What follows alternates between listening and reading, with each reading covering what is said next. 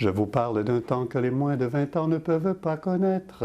Montmartre en ce temps-là accrochait ses lilas jusque sous nos fenêtres. On peut les encourager à apprendre le français déjà en arrêtant de dire que le français c'est une langue compliquée. C'est pas plus compliqué d'apprendre le français que d'apprendre l'anglais, que d'apprendre l'espagnol. Pour s'intéresser au français, je pense qu'il y a aussi beaucoup de films, de lectures. Il y a des programmes disponibles comme des programmes d'immersion. Puis il y a beaucoup de ressources en ligne. À Glendon, on a par exemple des activités comme le salon francophone qui fait la promotion du français. On a des activités et ça aide beaucoup d'anglophones à pratiquer le français. Et je pense que plus d'activités comme ça sur le campus, par exemple, ça pourrait aider à promouvoir le français.